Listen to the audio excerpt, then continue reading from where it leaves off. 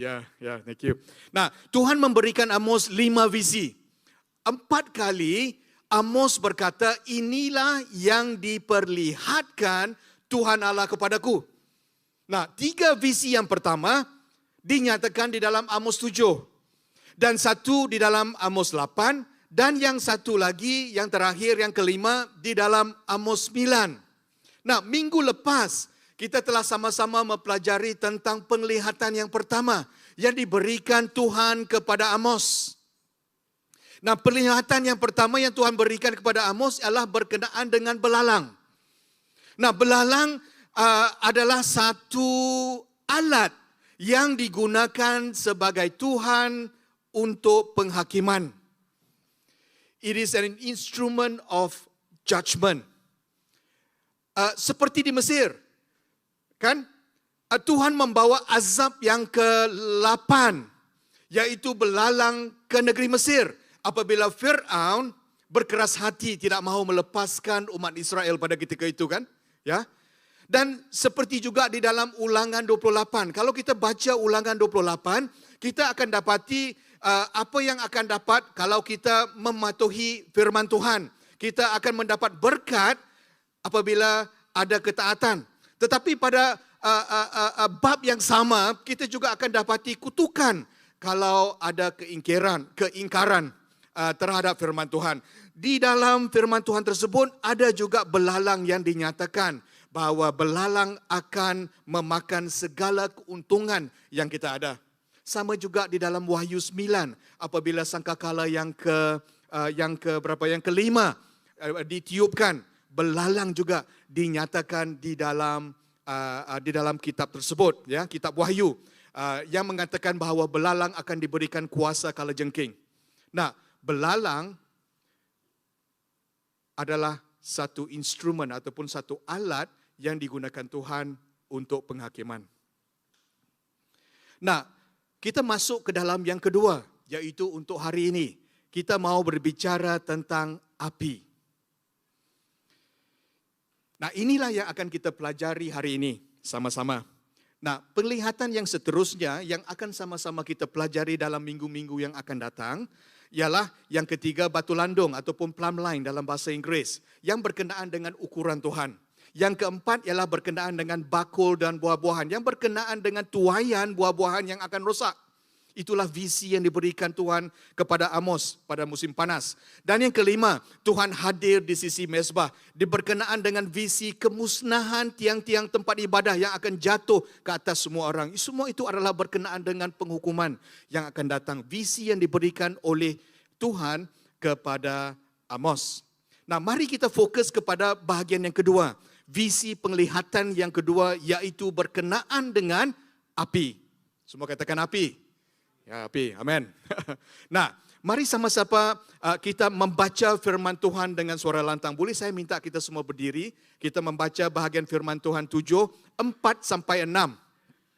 Dan sama-sama kita akan membaca bahagian firman Tuhan ini dengan suara yang lantang. 1, 2, 3, ayat 4. Inilah yang diperlihatkan Tuhan Allah kepadaku. Lihatlah, Tuhan Allah sedang memanggil renjisan api untuk menjalankan hukuman. Kemudian api itu memakan habis samudra raya dan memakan habis tanah ladang. Lalu aku berkata, ya Tuhan Allah, semoga Engkau hentikanlah bagaimanakah Yakub dapat bertahan. Dia begitu kecil. Maka Tuhan pun berbalas kasihan atas hal itu. Itu pun tidak akan terjadi, firman Tuhan. Amin, amin, amin, amin, amin. Sila duduk. Ya. Nah, apakah kita, saudara-saudari, teman-teman sekalian, apakah pernah kita merasa marah? Kan? Apakah pernah kita merasa kecewa?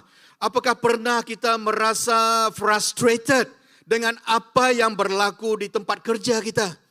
Ataupun apakah kita pernah merasa kecewa dengan keluarga kita? Dengan negeri kita, dengan negara kita, dengan apa yang berlaku di dalam dunia. banyak perkara yang tidak kena mengena dengan negara Malaysia contohnya. Contohnya apabila kita berbincang tentang politik, ya. Perkara yang sangat senang kita bincangkan di Malaysia dan betapa buruknya keadaan di Malaysia contohnya. Berkenaan dengan pemimpin kita, berkenaan dengan parti politik, berkenaan dengan kerajaan, berkenaan dengan agama yang dipermainkan dan segala-galanya. Persoalannya, apakah respon kita? Apakah respon kita dengan marah, dengan kecewa, dengan frustration? Apakah respons kita dengan perkataan-perkataan negatif ataupun perkataan-perkataan kutuk terhadap negara kita Malaysia? Ataupun ada cara yang lain? Apa yang keluar daripada mulut kita adalah powerful, kan? Ya. So jadi sama-sama kita akan belajar hari ini.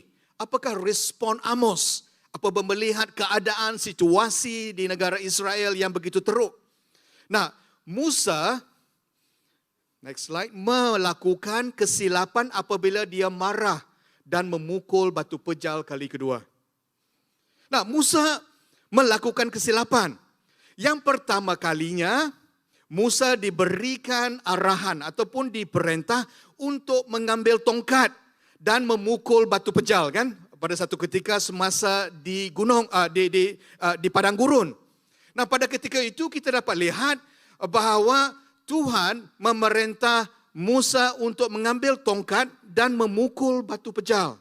Dan air keluar daripada batu pejal tersebut. Itu adalah satu mukjizat yang luar biasa. Kita fikirkan, pada ketika itu umat Israel mungkin lebih kurang 2 juta orang. Nah, Tuhan memerlukan ataupun air yang keluar daripada batu, memerlukan air yang sebegitu banyak untuk memuaskan kedahagaan orang-orang Israel pada ketika itu. Itu yang pertama, kan? Itu pertama. Musa melakukan apa yang Tuhan mahu Musa lakukan. Yang kedua, untuk kali keduanya, apabila Musa dan umat-umat Israel di Gunung Zain, kalau kita lihat dalam Alkitab, untuk kali keduanya, Tuhan memerintah Musa bukan untuk memukul batu, tetapi untuk berbicara kepada batu tersebut supaya air itu terkeluar, kan? Pada ketika itu Musa sangat marah. Mengapa Musa sangat marah? Kerana Musa sangat marah dengan sungutan-sungutan orang Israel pada ketika itu yang kali keduanya. Ya. Musa begitu frustrated dengan orang-orang Israel. Musa sangat kecewa dengan orang-orang Israel yang menentangnya. Mereka mengatakan, baik kami balik ke Mesir. Nah, ada justifikasi untuk Musa menjadi marah? Mungkin boleh sebab mereka semua menentang Musa pada ketika itu. Nah, respon Musa pada ketika itu ialah dalam kemarahannya dia memukul batu 2 kali. Dalam kemarahannya, dalam kekecewaannya, dalam frustrationnya dia memukul batu tersebut. Nah, akibatnya Tuhan marah dengan dia, kan? Tuhan tidak membenarkan dia untuk masuk ke dalam tanah perjanjian dan hanya boleh melihat tanah perjanjian daripada pergunungan Nebo, dari Gunung Nebo, kan? Dan tidak dapat masuk. Nah, mungkin hari ini kita mungkin marah. Hari ini mungkin kita frustrated. Hari ini mungkin kita kecewa dengan negara kita, contohnya. Nah, kemarahan kita tidak akan mengakibatkan situasi tersebut lebih suci atau lebih benar. Maksud saya di dalam Yakobus 1:20 mengatakan di sini, orang yang marah tidak dapat melakukan perbuatan yang benar dan diredai Allah. Wow. Maksudnya orang yang marah tidak dapat melakukan yang benar. Dan di dalam English translation NKJV mungkin lebih menarik di sini mengatakan, for the wrath of man does not produce the righteousness of God. Kemurkaan manusia tidak akan menghasilkan kebenaran Allah. So jadi kita harus, persoalannya untuk kita hari ini, apakah respon kita bila kita melihat kejahatan yang berlaku di dunia kita sekarang ini? Apakah respon kita ketika melihat sesuatu yang tidak baik yang berlaku di negara kita, di perkampungan kita, di keluarga kita dan sebagainya. Oleh itu kita harus hati-hati respon kita dalam situasi yang kita ada sekarang. Dan hari ini kita boleh sama-sama mempelajari 3 sahaja bahagian dalam bahagian firman Tuhan ini yang boleh kita tangkap, yang boleh kita ambil, bawa pulang dan melakukan apa yang kita lakukan, apa yang kita belajar untuk hari ini. Amin. Ya. Yang pertama ialah Amos adalah manusia biasa yang digunakan Tuhan dengan luar biasa. Wow. Semua katakan wow. Wow. Ya, semua katakan amin. Ya, amin. Haleluya. Nah, kita semua adalah orang-orang yang biasa, tapi Tuhan boleh menggunakan kita dengan luar biasa. Nah, Amos adalah seorang gembala dan seorang petani. Dia bukanlah seorang, dia mempunyai pekerjaan yang biasa-biasa sahaja seperti kita semua. Dia adalah seorang yang tidak dilatih. Dia adalah seorang yang tidak berpelajaran tinggi. Dia adalah orang biasa dalam segala hal, tetapi Tuhan menggunakannya untuk melayani Israel Utara dengan luar biasa. Nah, kita lihat di sini. Nama Amos, kita sudah belajar minggu lepas, adalah burden bearer, kan? Ya, ataupun pemikul beban. Dia memikul beban message yang harus dia sampaikan kepada Israel Utara. Kepada orang yang bermusuh dengan dia, kepada orang yang menolak, kepada orang yang hostile dengan dia. Nah, Amos berkata dalam Amos 7:14, saya tidak ada di sini, kamu boleh lihat. Amos 7:14 mengatakan bahawa dia mengatakan kepada Imam Amaziah pada ketika itu, dia mengatakan, saya bukanlah seorang nabi. Saya juga bukan juga anak nabi. Tetapi hanya seorang penternak dan pemelihara pokok ara. Nah, Amos adalah orang yang biasa-biasa. Orang yang biasa seperti kita. Tetapi ayat yang seterusnya dalam ayat 15. Amos memberitahu Imam Amaziah pada ketika itu bahwa Tuhan memanggilnya untuk pergi dan bernubuat untuk umat Israel. Pilihan Tuhan adalah lain daripada pilihan manusia, saudara-saudari. Tuhan memilih penternak, Tuhan memilih seorang petani untuk menjadi mulut bagi Tuhan. Wow.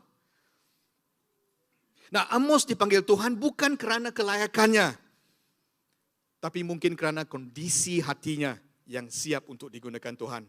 Kalau kita lihat kepada kelayakannya, kalau kita lihat kepada kualifikasinya, mungkin dia tidak akan diberikan peluang untuk berkhotbah di zaman moden kita sekarang, kan?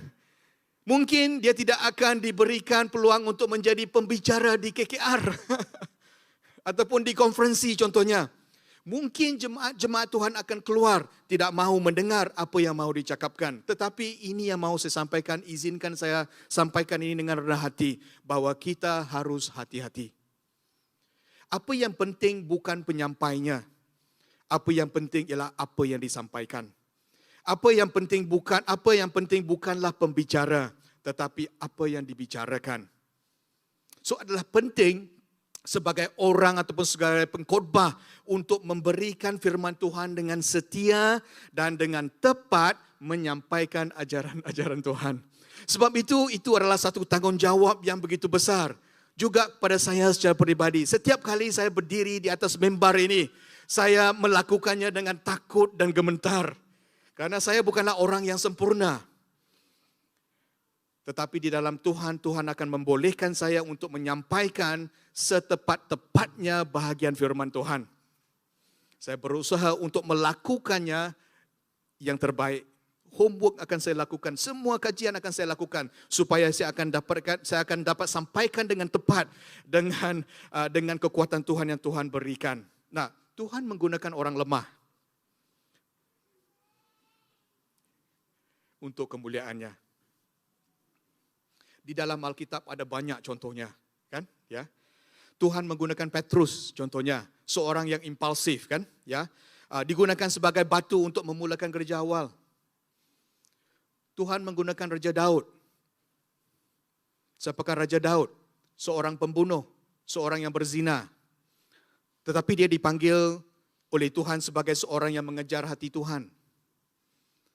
Tuhan menggunakan Abraham, contohnya, yang menyuruh istrinya berbohong bahwa dia adalah adik kepadanya untuk menyelamatkan nyawanya, kan? Ya.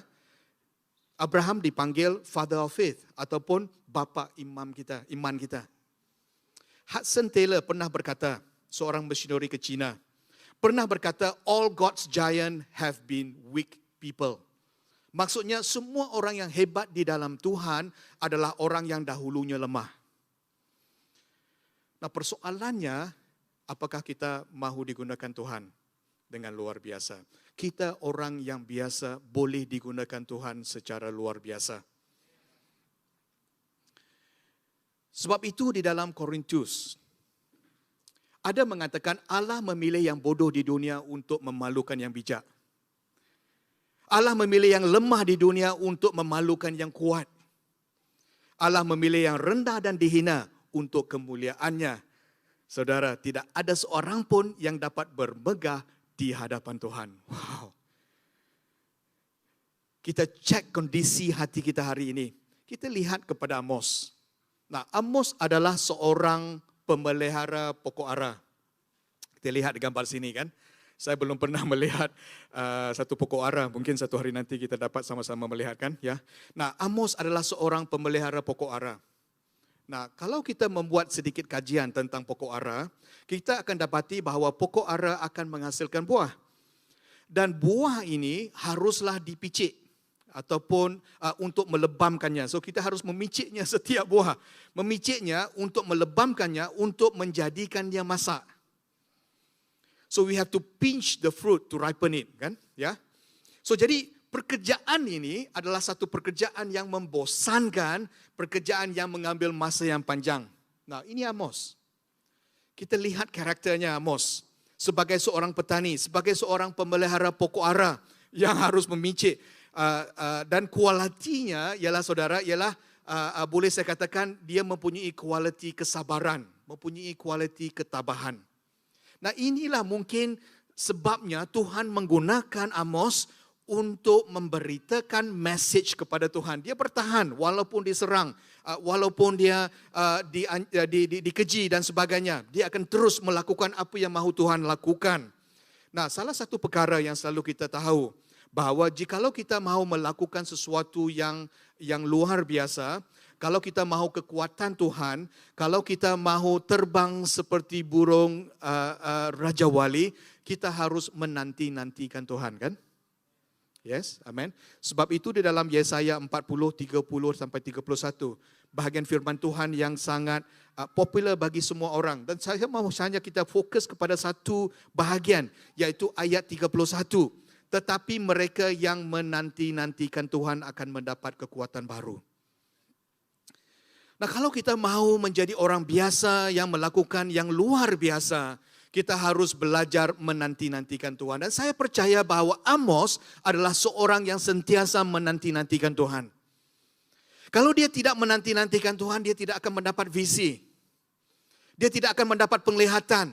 Dan dia tidak akan mempunyai ketabahan untuk memberikan message dengan confidence sekali bahawa ini adalah firman Tuhan kepada umat Israel di utara. Nah, menanti-nantikan Tuhan menyebabkan kita mendapat satu exchange. Boleh saya katakan. Ya, side note di sini, mendapatkan exchange ataupun pertukaran kekuatan baru. Daripada kelemahan kita, mendapat kekuatan baru.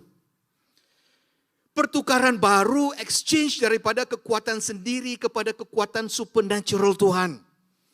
Daripada biasa kepada yang luar biasa. Kita lihat kepada Abraham. Abraham, ujian yang paling utama ataupun yang paling besar di dalam hidup Abraham berpusatkan kepada kelahiran anaknya yang dijanjikan Allah, kan? Ya. Ada satu ketika apabila Abraham bersama dengan Tuhan, Tuhan menyuruh Abraham untuk melihat ke langit. Dan dia mengatakan bahawa Abraham akan mendapat seorang anak dan melalui anak ini Dia akan mendapat keturunan yang tidak dapat dihitung seperti bintang-bintang di langit. Kan apabila dia melihat di langit. Tetapi ini memerlukan Abraham menanti-nantikan Tuhan. Apabila kita meneliti kehidupan Abraham, ada dua aspek. Satu yang negatif, satu yang positif, kan? Abraham pada ketika itu berumur 75 tahun. Apabila dia memulakan perjalanannya ke tanah perjanjian. Selepas 10 tahun, dia sudah tidak boleh menanti-nanti. Dia sudah rasa tidak sabar menunggu dan melakukan sesuatu seolah-olah untuk membantu Tuhan. Dia mahu mempercepatkan janji Tuhan dengan dia melakukan on behalf of God, kan? Ya, dia melakukan sesuatu untuk Tuhan seolah-olahnya. Abraham menggunakan kebijaksanaan manusia. Abraham menggunakan kebijaksanaan ataupun kekuatan manusia untuk mendapat anak yang dijanjikan Tuhan. Nah, Sarah pada ketika itu pun tidak boleh mendapat anak. Dan dengan persetujuan istrinya Sarah, Abraham meniduri Hagar pada ketika itu untuk mendapat seorang anak yang dinamakan Ishmael. Ya, kita tahu kan, ya. Nah, sebab itu di dalam Kejadian 16, 11 sampai 12 di sini kita dapat melihat Abraham tidak menanti-nantikan akan Tuhan. Dan di sini kita akan dapat lihat akibatnya, akibat yang berlaku apabila Abraham melakukan sesuatu di dalam ketidaksabarannya.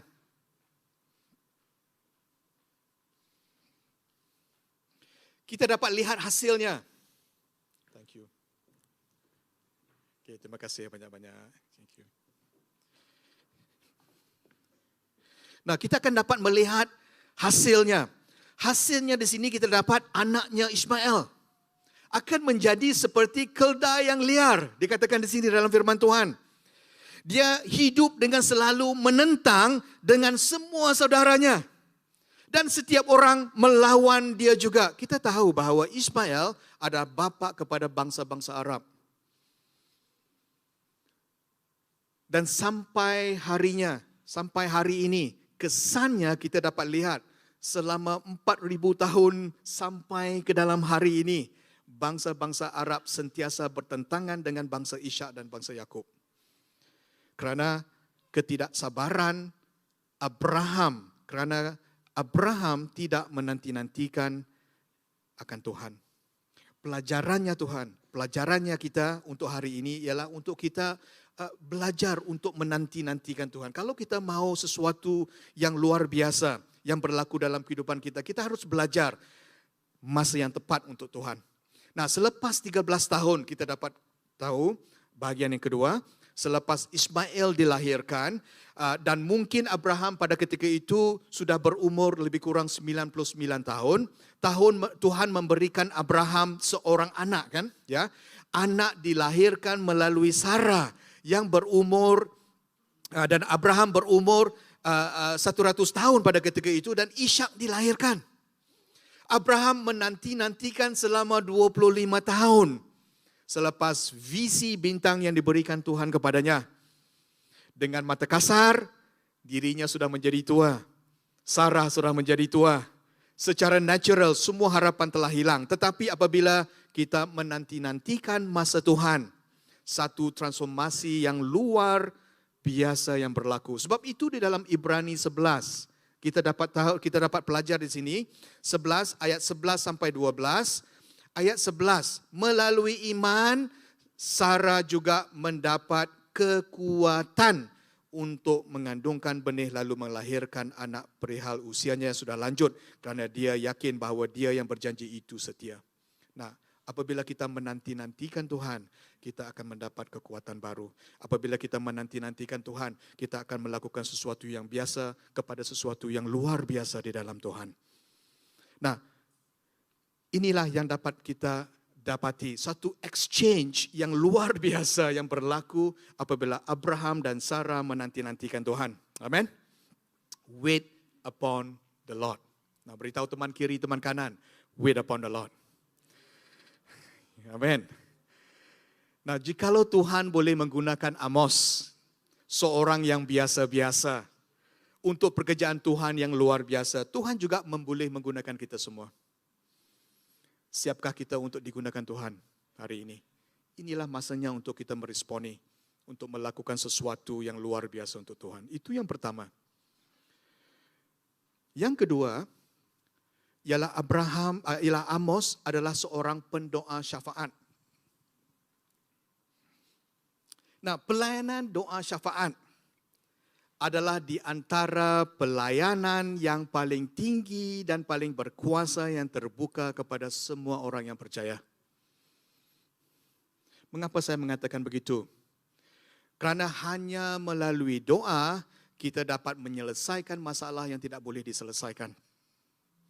Tidak ada cara yang lain. Maksud saya ada banyak perkara-perkara di dalam dunia ini yang tidak boleh diselesaikan. Kita lihat masalah LGBTQ, kita lihat ketamakan, kita lihat penindasan, kita lihat corruption yang berlaku, kita lihat ketidakpercayaan kepada Tuhan, kita lihat masalah di negara Malaysia, kita lihat masalah-masalah dalam keluarga-keluarga dan sebagainya maupun individu. Banyak perkara yang tidak boleh kita lakukan, tetapi kita boleh hanya lakukan dengan pelayanan doa. Sebab itu saya mengatakan pelayanan doa adalah pelayanan yang paling tinggi dan paling berkuasa yang terbuka untuk semua kita yang percaya. Pertamanya, izinkan saya memberikan definisi doa syafaat. Intercession dalam bahasa Inggeris. So doa syafaat bermakna berdiri di antara ataupun standing in the gap. Kita berdiri di antara apa? Di antara kita berdiri di antara apa ataupun di antara siapa? Kita berdiri di antara Tuhan dan di antara objek kemurkaan dan penghakiman Tuhan. Itu adalah intercessor. Itu adalah pendoa syafaat. Pendoa syafaat adalah sebahagian daripada doa dan melibatkan kita berdoa bagi pihak orang lain. Dan kita berdiri di celah. Kita berdiri di tengah-tengah. We are standing in the gap. Di antara Tuhan dengan mereka yang layak menerima penghakiman.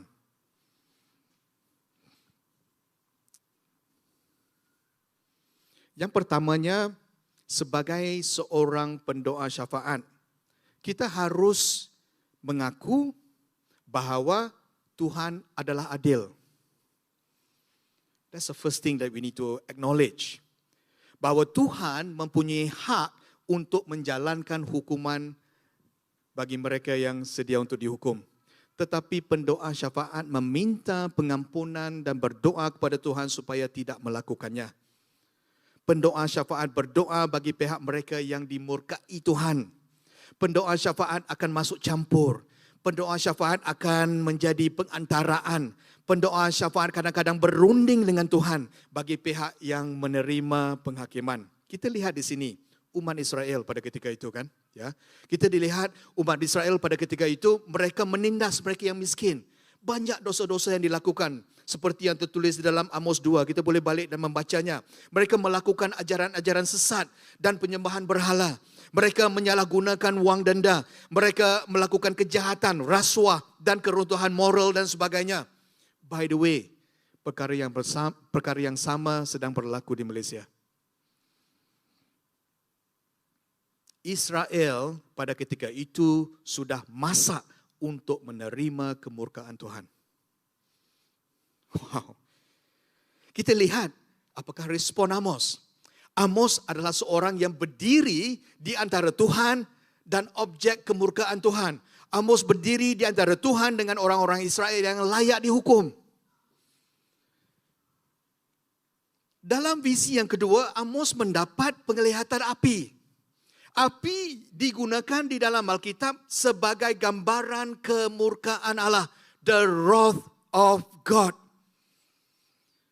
Mengapa saya mengatakan begitu? Kerana di dalam Bilangan 11:1 pun Alkitab mengatakan bahawa kemurkaan Tuhan akan menyala dalam kalangan mereka dan menghanguskan bahagian pinggiran perkemahan. Jadi apabila kita melihat api di dalam perjanjian lama dan perjanjian baru mengenai penghakiman, itu adalah berkenaan dengan kemurkaan Tuhan. Itu adalah berkenaan dengan the wrath of God. Lukas 17:29 pun menyatakan bahawa api adalah cara Tuhan menjalankan hukuman. Lukas 17:29 mengatakan pada hari Lot keluar dari Sodom, api dan belarang turun dari langit untuk membinasakan mereka semua. Tuhan menggunakan api kerana kemurkaannya. Nah, kita lihat, mungkin kita masih ingat sebelum COVID-19, kita lihat satu wildfire ataupun kebakaran hutan yang paling terbesar di dunia berlaku di Australia. 2019 dan 2020 sebelum pandemik COVID-19 kalau kita masih ingat. Nah, kita lihat di sini. Luas kebakarannya. Luas kebakaran di Australia pada ketika itu adalah 338 kilometer persegi. Nah, mungkin 338,000 kilometer persegi. Nah, mungkin kita tidak boleh imagine berapa besarnya kebakaran tersebut. Nah, mungkin saya boleh bertanya kepada kita, tahukah jumlahan kawasan ataupun area negara Malaysia, Semenanjung, Sabah dan Sarawak adalah 329,613 kilometer persegi. Maksudnya, kebakaran yang berlaku di Australia adalah lebih besar daripada jumlahan tanah di Semenanjung Malaysia, Sabah dan Sarawak. Imagine saudara, imagine kalau kemurkaan Tuhan turun ke atas negara Malaysia. Tidak ada tanah yang terkecuali yang akan dibakari oleh Tuhan. Wow, satu yang besar. Dan Amos berdiri di antara Tuhan dan umat Israel. Apakah kita mahu menjadi seperti Amos? Berdiri di antara Tuhan dan kemurkaan Tuhan ke atas Malaysia. Contohnya. Kita lihat dalam Amos 7 ayat 3 mengatakan, Ya Allah, Ya Tuhan Allah. Actually, Tuhan Allah adalah Yahweh. Semoga engkau mengampuni Israel, bagaimanakah Yakub dapat bertahan? Dia begitu kecil. Nah, Amos menggunakan perkataan Yakub di sini kan? Ya, is there a reason? Apakah sebabnya Amos menggunakan perkataan Yakub? Yakub adalah tentang bangsa Israel. Dia seolah-olah berunding dengan Tuhan sebagai seorang pendoa syafaat. Dia seolah-olah dengan berani berunding dengan Tuhan. Mengatakan bahawa Yakub adalah tentang bangsa Israel. Nah, ini adalah kali kedua Amos menggunakan perkataan Yakub. Yang minggu lepas, semasa belalang visi yang diberikan oleh Tuhan, Amos juga menggunakan Yakub, kan? Yang kali kedua, dia mengingatkan juga tentang Yakub. Yakub adalah tentang hubungan perjanjian Allah dengan Israel. Yakub di dalam perjanjian lama ditukarkan kepada Israel. Dalam perkataan lain, dia mengingatkan Tuhan tentang covenantal relationship di antara Tuhan dan Israel. Dia mengingatkan Tuhan bahawa tidak ingatkah Tuhan tentang Yakub, tentang Israel yang telah engkau tukarkan daripada Yakub menjadi Israel dan Israel adalah milik Tuhan. Nah, apakah respon Tuhan? Respon Tuhan ialah dia meresponi doa Tuhan dengan belas kasihan. Kita dapat lihat di dalam bahagian firman Tuhan ini. Di dalam bahasa Inggris, dia menggunakan perkataan relented ataupun bermakna mengundurkan diri. Bayangkan, ini adalah satu keistimewaan untuk kita semua. Sebagai orang yang percaya menjadi seorang pendoa syafaat yang boleh diberikan tugas, diberikan tanggungjawab untuk mengubah history ataupun sejarah negara kita. We have the power in our hands untuk berdoa. Kita boleh berdoa untuk negara Malaysia. Ingatkah apabila Abraham berdoa untuk Sodom, kan? Ya. Pertama kalinya dia katakan, tunjukkan kalau ada orang yang soleh dengan 50 orang, kemudian 40, kemudian 30, kemudian 20, kemudian 10.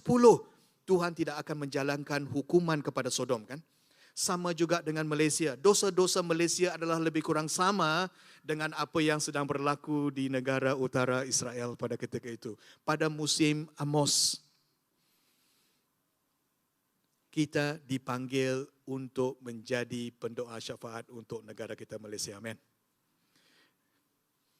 Ada dua fungsi garam.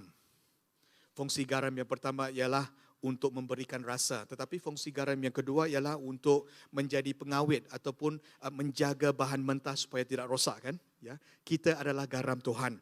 Di manapun Tuhan letakkan kita berada, kita membawa hadirat Tuhan bersama dengan kita. Kita berdoa untuk tempat kerja kita. Kita berdoa untuk tempat perumahan kita. Kita berdoa untuk kampung kita. Kita berdoa untuk negara kita. Kita berdoa untuk sekolah kita dan sebagainya. Di manapun Tuhan letakkan kita berada, di situlah Tuhan mahu kita menjadi seorang pendoa syafaat on behalf of the land, of this land. Amen. Nah, Yang ketiga, next slide. Yep. Yang ketiga,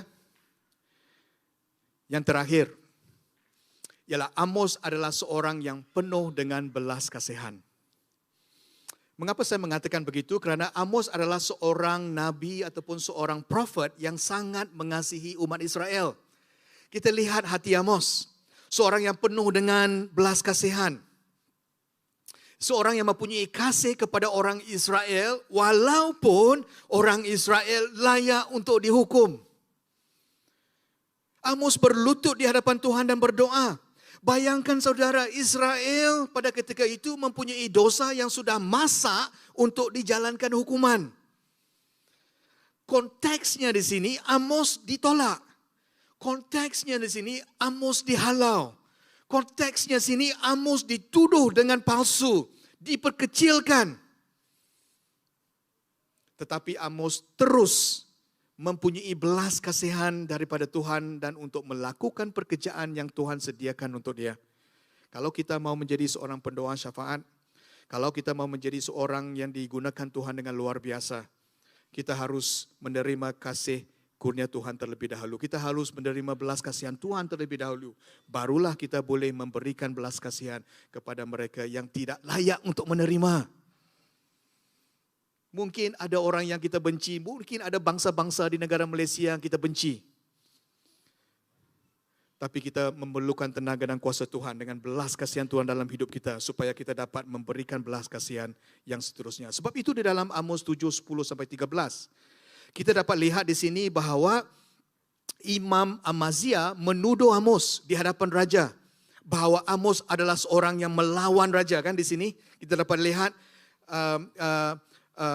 bahawa Imam Amazia berucap kepada Raja Yerobeam pada ketika itu mengatakan bahawa Amos bersekongkol melawan tuanku di tengah-tengah keturunan kaum Israel. Sama juga di Malaysia, ada ahli-ahli politik yang menggunakan raja untuk menjustifikasikan kelakuan mereka.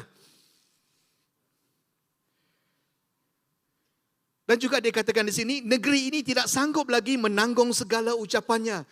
Ramai orang tidak akan suka mendengar apalah kebenarannya, ya. Apalagi yang berlaku kepada Amos dalam ayat 12. Nabi Amazia berkata kepada Amos, "Wahai penglihat, pergilah, nyala ke tanah Yudea, carilah nafkah ke sana dan bernubuatlah di sana. Jangan lagi bernubuat di Betel, kerana di tempat suci raja, baik suci kerajaan." Amos dihalau balik ke selatan. Walaupun Amos ditolak, walaupun Amos diperkecilkan, walaupun Amos dihalau, walaupun Amos dituduh dengan palsu, Amos tetap melakukan apa yang mahu Tuhan sediakan untuk dirinya. Amin. Yang terakhir, Sedikit lagi ya, boleh kan? Lukas 9:51 sampai 56. Ini adalah cerita apabila Yesus dalam perjalanannya ke Yerusalem. Dalam perjalanannya ke Yerusalem, dia mengutus beberapa orang mendahuluinya ke kampung orang Samaria untuk menyediakan tempat persinggahan dalam dia perjalanan ke Yerusalem. Tetapi orang Samaria pada ketika itu tidak menerima Yesus dan dia tidak mau menerima Yesus. Dan ayat 54 mengatakan di sini, Yakobus dan Yohanes, murid-murid Yesus melihat perkara ini, mereka berkata, Tuhan, adakah Tuhan mahu kamu menyuruhkan api turun dari langit? Maksudnya, murid Yesus pada ketika itu, Yakobus dan Yohanes meminta sama ada kita mahu menghukum orang-orang Samaria pada ketika itu. Respon Yesus ialah berpaling, ayat 55, Yesus berpaling dan memarahi mereka. Lalu mereka pergi ke sebuah kampung yang lain. Nah, Yesus mahu mengajar muridnya untuk membawa message kepada dunia yang sangat memerlukan belas kasihan. Situasinya, kita memerlukan belas kasihan yang teramat sekali daripada Tuhan. Kita tidak boleh menjadi marah. Semasa Yesus di atas salib pun, Yesus mengatakan ampunilah dosa kita, dosa mereka kan. Semasa Stefanus apabila direjam, apabila Stefanus dikutuk, apabila Stefanus dihina di hadapan orang-orang Yahudi pada ketika itu, apakah respon Stefanus? Tuhan, terimalah rohku. Tuhan, jangan tanggungkan dosa ini ke atas mereka. We need the mercy of God. Kita perlu belas kasihan Tuhan. Lebih daripada itu, belas kasihan yang Tuhan berikan kepada kita, kita berikan belas kasihannya kepada mereka-mereka yang memerlukannya. Terutama sekali, Tuhan telah menempatkan kita di negara Malaysia. Inilah yang akan kita sampaikan. Kita berikan belas kasihan kepada mereka yang di luar. Kita menjadi seorang yang boleh digunakan Tuhan daripada yang biasa kepada yang luar biasa. Kita menjadi seorang pendoa syafaat yang Tuhan sediakan untuk kita. Dan kita berikan belas kasihan kepada Tuhan. Amin. Amin. Sebagai kesimpulan, kita telah melihat tentang penghukuman yang akan datang kepada umat Israel. Tidak cukup kalau saya berhenti di situ. Ya.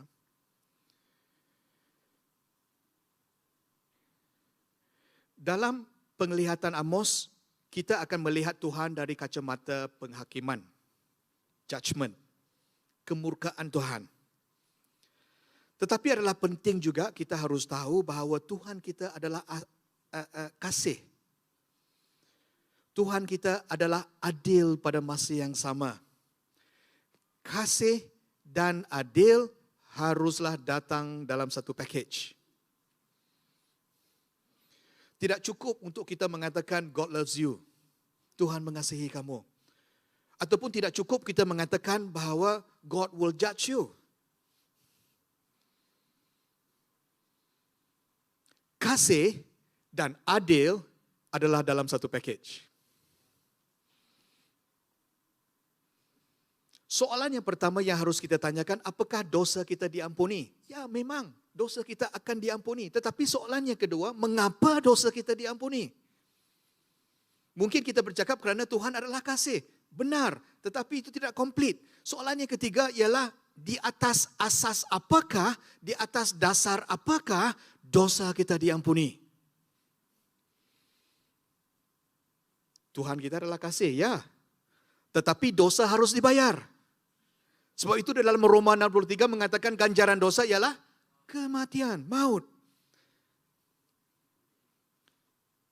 Yesus telah membayar dosa kita. Dosa kita diampuni atas dasar, atas asas di mana Yesus telah menebus dosa kita di atas salib.